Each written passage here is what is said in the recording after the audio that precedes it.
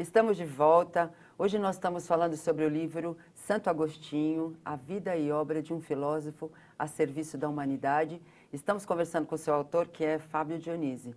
Bom, Fábio, eu acho que falar de Santo Agostinho é uma coisa muito boa. Eu acho que é como falar de Jesus, é como falar de Paulo de Tarso, é como falar de Emmanuel, como falar de André Luiz, né? Na verdade, são acho que funções ou papéis um pouco diferentes, mas todos trabalhando realmente pela humanidade, né? Exatamente, para nos trazerem... Que também erraram, com exceção de Jesus, né? Porque Jesus a gente não sabe dos erros que ele cometeu, né?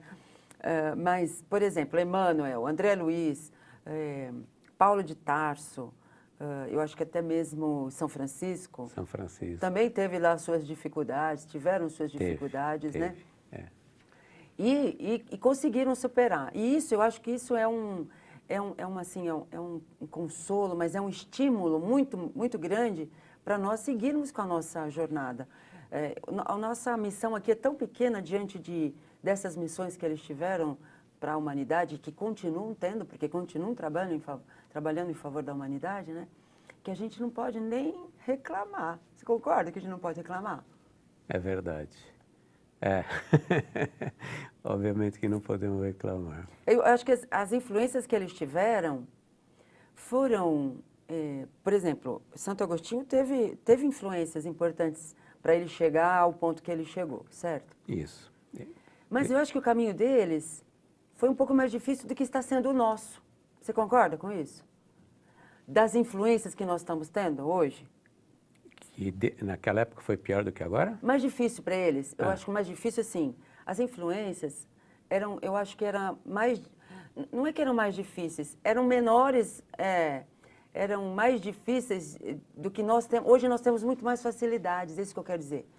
Nós temos muito mais conhecimento disponível. Isso. Muito mais conhecimento disponível. Por exemplo, Santo Agostinho viveu numa época que praticamente eram de bárbaros. É isso que eu quero dizer, né? Não que hoje é mais fácil, mas a gente tem muito mais acesso. Uma coisa que eu sempre coloco, eu falo, quando eu faço as palestras, você acho que chegou até a ouvir. Uma coisa que eu fico abismado, e é comigo mesmo, nem com as pessoas que eu quero que ouçam. Nós temos uma codificação inteira. Centenas de livros que nos dizem absolutamente tudo. Tudo está perfeitamente racional, justificado da nossa necessidade, que tem coisa e tal. E porque nós lemos, mas não enxergamos realmente. Ouvimos, mas escutamos, mas não ouvimos.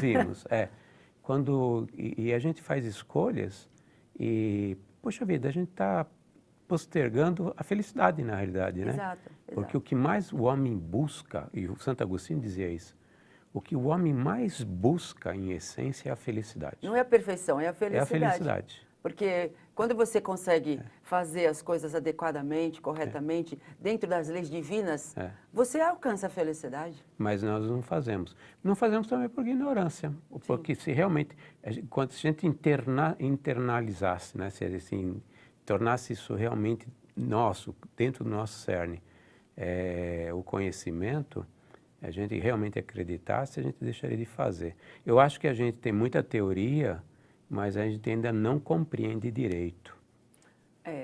E pratica... Muito menos. Muito menos. Muito pratica meia prática, né? Não sei se existe isso, né? Não é uma coisa, assim, contundente, né? Porque tem que chegar ao ponto, eu vou dar uma experiência, a gente não coloca a mão no fogo. Isso. Certo? Sim. Acabou. Não tem dúvida, não tem absolutamente nenhum momento assim que você fica hesitante, né? Com esses valores que a gente aprende, que fariam com que nós chegássemos a essa felicidade, nós temos que chegar a esse ponto. Não, eu não vou fazer isso e pronto, acabou. Mas eu não vou nem pensar nisso. É como se fosse automático.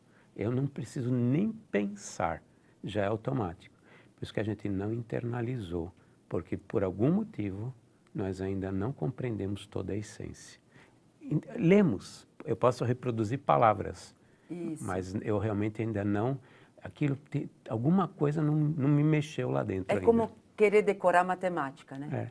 Você não consegue decorar matemática, porque você tem que pensar, você tem que raciocinar. Exatamente. A mesma coisa aqui, você tem que entender o processo para poder assimilar. E a gente ainda, talvez não consiga, é isso mesmo, não consiga entender. Talvez nesse momento da catarse Dele. quando ele ouviu aquela voz daquela criança 3 vezes, e ele percebeu que é como se para ele foi, né? Deus dizendo para ele qual era a solução. Deve ter tido uma felicidade tão grande dentro dele, porque ele passou de um momento de desespero, conflito enorme, para um momento que talvez o único momento na vida dele que ele realmente teve uma paz absoluta. Sublimou, né? Isso foi suficiente. Para ele eu se transformar. não quero mais perder essa paz. Isso. Eu não quero mais perder essa felicidade. Esse momento, para mim, vale qualquer coisa. E ele procurou viver esse momento até o... Nós precisamos encontrar esse momento. Eu acho que cada um de nós vai encontrar esse momento também, né, Fábio? Ou algo similar, né? É esse momento em que você fala, não, agora nunca mais. Né? Exatamente. A nossa porta de Damasco. Tomara que seja logo, né? Tomara que seja logo. Bom, assim, é uma pena que a gente tem pouco tempo, né? Mas ele teve algumas influências importantes. Sua mãe, né? Começou pela Santa Mônica. Que era uma verdadeira santa. Então, suportou um monte de coisa, né? O Patrício, o pai dele, mas ela botou todo mundo no eixo. Pois é. Então, eu acho que assim, assim, eu acho que também uma coisa interessante é assim, você vai por um caminho e não dá certo, ele foi por outro, até que ele chegou ao caminho certo, né? A gente acha que tem que seguir sempre no mesmo caminho. Você pode mudar. Foi um processo dele. Foi um processo. Ele começou, a Santa Mônica que deixou Jesus registrado nele. Isso. Mas ele não compreendia Jesus, mas estava registrado nele, né? Depois ele passou pela filosofia, a filosofia explicava muitas coisas, como, por exemplo, o nosso conhecimento inato, coisas desse tipo. Mas o conflito entre o bem e o mal permanecia nele. Aí ele foi para o maniqueísmo, porque lá justificava que o mal era fruto da matéria. A matéria eram 2 poderes, o bem e o mal. Deus e o Espírito era o bem e a matéria o mal. Então ele passou a imaginar o que muitos de nós falamos até hoje, né? A carne é fraca. A carne é fraca. E tudo por causa de um versículo de Jesus, hein? Orai e vigiai, está em Mateus. Orai e vigiai, né? Porque o espírito está pronto, mas a carne é fraca. Só que em vez de entender que é a matéria que atrapalha, oblitera, né? Reduz as nossas vibrações e percepções, entendeu? Não. Quem é o culpado do mal é a carne. Pois é. E a gente joga lá na carne. Pois é. E eu acho que fica isso aqui para a gente pensar, né? Porque o tempo nosso é curto, né? Mas eu acho que deu para ter uma noção muito boa de quem é Santo Agostinho, né, Fábio? Agradeço muito a sua presença, sempre agradeço. Eu que agradeço. É uma felicidade sempre estar com você. Muito obrigado mesmo. E se você quiser nos inscrever, repensar@tvmundomaior.com.br. E se quiser assistir a este a outros programas, facebook.com/TV Mundo Maior ou youtube.com/TV Mundo Maior. Nós temos um encontro marcado no próximo programa. Até lá.